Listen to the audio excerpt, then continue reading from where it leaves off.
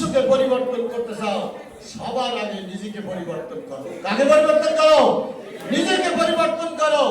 চরিত্রের সুন্দর মাধুর্যে তোমাকে তুমি সজ্জিত হও। ইন্না আহাব্বাল ইবাদে ইনদাল্লাহি আহসানুহুম খুলুকা।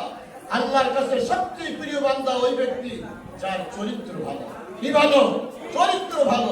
সুতরাং চরিত্র তোমরা গুরুত্ব দেবা। এই কথাগুলো হয়ে গেছে, তারপরেও বলছি when money is lost, nothing is lost.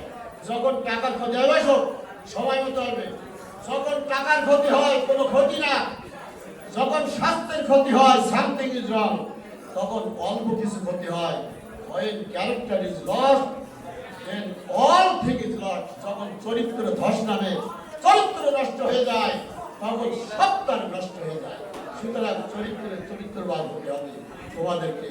Allah